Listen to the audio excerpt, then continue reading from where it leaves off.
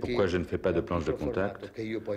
Parce que sur un petit format qu'en plus moi je n'utilise pas, qui est large, je ne sais pas, 2 doigts et quelques, ou à peine plus, qu'est-ce que tu veux voir? Moi sur une planche de contact, je n'y vois rien. Parce que j'ai besoin de voir l'expression du visage. L'effet de masse des gens seul ne me suffit pas.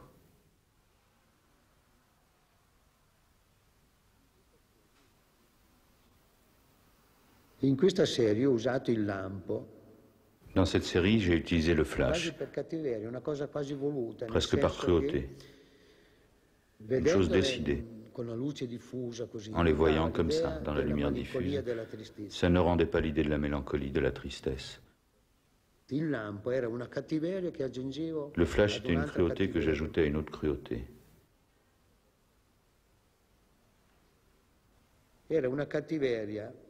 Une cruauté honnête, je dirais, voulue, parce qu'elle me restituait l'image que je voyais à l'hospice. Je voyais ça, avec un flash très violent qui brûlait, ce côté-là qui n'était pas la vieillesse. Mais ça rendait tout plus tragique et plus triste. Ça rajoutait au noir, à l'obscurité, à l'ombre, encore plus d'ombre.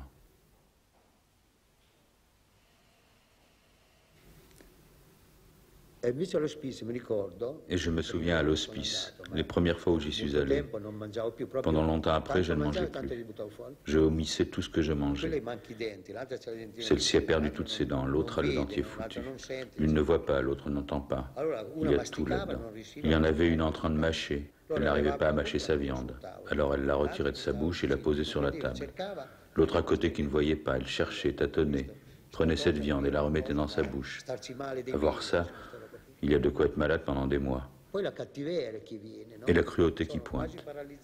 Elles sont presque paralysées, ne peuvent plus bouger, mais si une petite vieille vient à passer et s'arrête tout près, elles peuvent bien la bousculer, chercher à la faire tomber. Elles ne sont pas toutes comme ça, c'est sûr. Mais c'est vrai que ça commence. Il y en avait une, à mon avis, en train de mourir, vu son état. Elle ne pouvait plus parler. Une autre se tenait là, à ses côtés, et récitait son rosaire. Je prenais ses photos, on me dit « Écoutez, prenez-les demain matin ». Mais j'étais sûr que cette photo, il fallait la prendre tout de suite. Je sentais bien que, la pauvre, elle ne tiendrait pas le coup. En effet, le lendemain matin, j'y suis allé, le lit était vide. Encore une chose qui te reste gravée dans la mémoire. On se souvient de tant de choses, non ? Les clichés que j'ai pris n'expriment rien en comparaison de ce que j'ai vécu là-dedans. Ces images sont un prétexte pour laisser un signe, pour moi-même, pour me rappeler que j'y étais. Et quand je pense que j'étais là-bas, je pense à tout ce que j'y ai vu. La puanteur quand tu entres. On croirait la puanteur de la mort. Je ne sais pas de quoi elle est faite. Moi, je l'appelle la puanteur de la mort.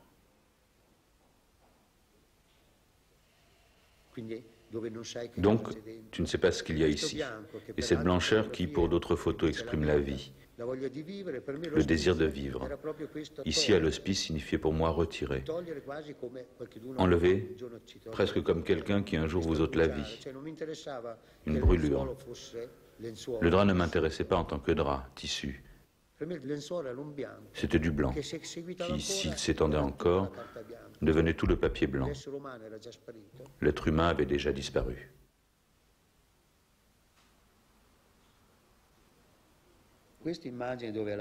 Dans ce cliché de la petite vieille et de l'homme, on voit, et c'est ce qui est touchant, qu'ils étaient amants dans la vie. Ils n'étaient pas mariés et femmes. Ça aussi.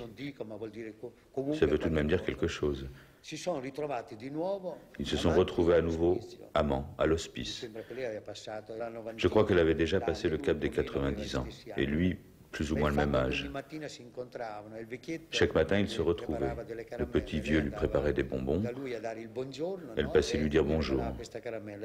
Il lui donnait ce bonbon, et elle, avec sa petite main douce, presque comme une enfant, il y avait une douceur en eux, une chose impossible, c'est ça.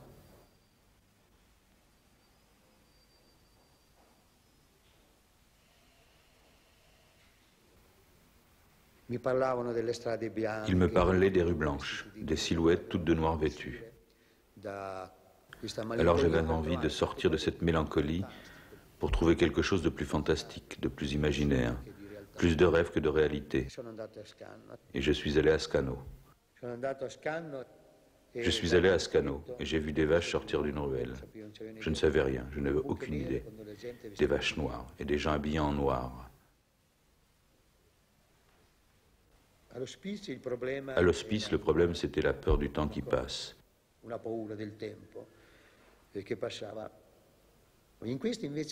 Ici, au contraire, la beauté naissait justement du temps. Un temps comme suspendu, qui n'avait jamais passé, qui n'aurait jamais rien changé.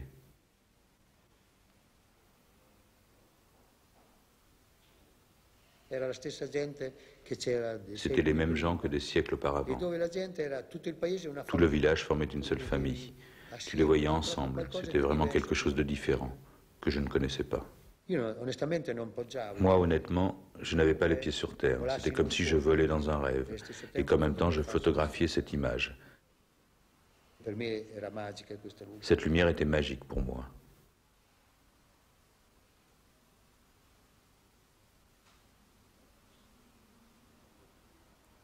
Les joies que j'ai eues, je les ai eues avec cet appareil. Je ne pourrai jamais me séparer de cet objet qui n'a jamais été un objet. C'est vraiment un appareil de rien du tout. Il coûte 16 000 lire. Il y a juste l'objectif qu'un séminariste avait balancé. Par conséquent, il n'y a pas grand-chose à dire de mon appareil. Mieux vaut ne pas le voir, ça rend très mélancolique ceux qui le regardent. Dans ces clichés, il y a aussi des blancs brûlés, comme à Scano. Et pourquoi ces blancs brûlés?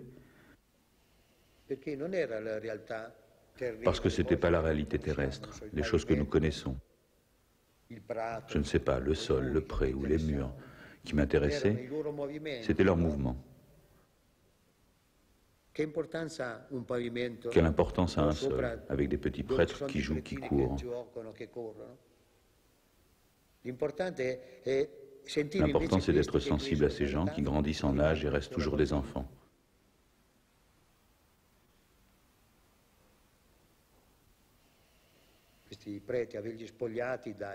Avoir dépouillé ces prêtres des canons habituels, des choses que j'étais habitué à voir. Les voir habillés, bouger d'une certaine manière. Avoir pour seul souci la prière et cette façon de lever la tête vers le ciel, en espérant que tout advienne.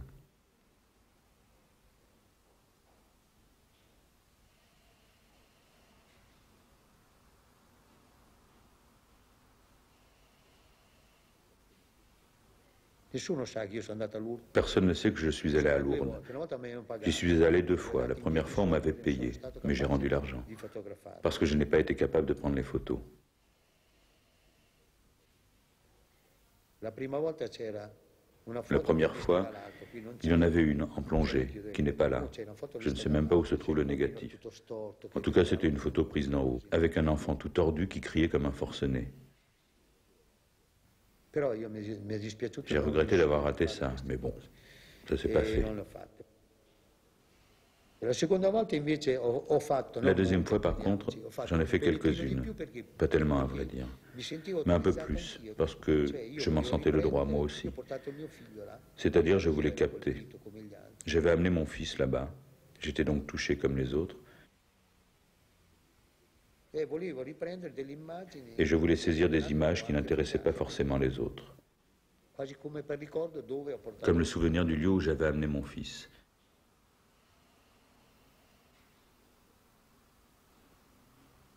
Je n'ai pas calculé, je ne calculais rien. Parce que j'étais prisonnier de la douleur. Je prenais des photos, c'est tout.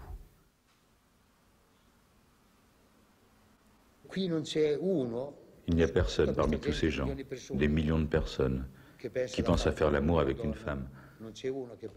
Personne qui pense à déshabiller une femme. Pas d'heureux ici.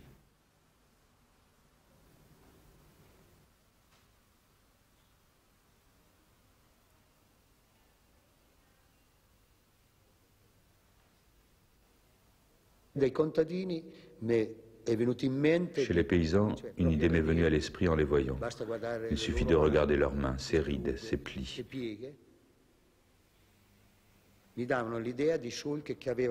Ils me faisaient penser aux sillons dans la terre. Seulement la terre n'était pas à l'horizontale, mais à la verticale. Donc l'image allait toujours vers le ciel. C'est plus spirituel pour moi, cette idée d'envoyer l'image vers le ciel.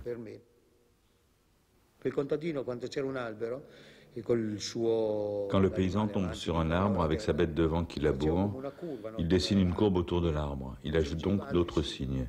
Et la terre devient une chose magique.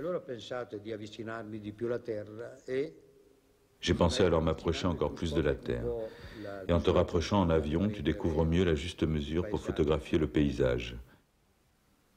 Et la distance naît quand tu vois encore la terre comme une matière, comme la peau de l'homme, la terre. Et tu vois par contre les sillons, ces signes, comme quelque chose de familier, de tien. Je me souviens du temps où j'allais chez le paysan. Il faisait la patronde, il la découpait, puis ils étalaient les tagliatelles. Enfin, tous ces signes. Voilà, du ciel, je les ai revus.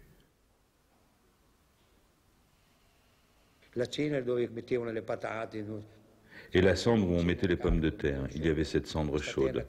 On mettait les pommes de terre dessous, et cette terre qu'ils agrandissaient avec des signes. J'ai eu la prétention de faire le portrait du paysan dans la terre. Il y en a quelques-unes où l'on voit par exemple le visage de la mort.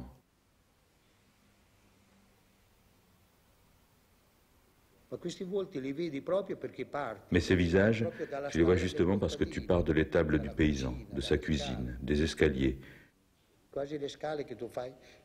les mêmes escaliers que tu montes toi-même.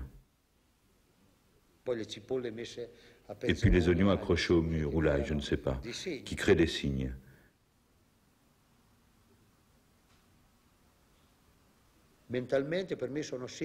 Dans mon esprit, ce sont des signes que j'ai connus, que j'ai appris à lire, à l'intérieur, autour de la maison du paysan.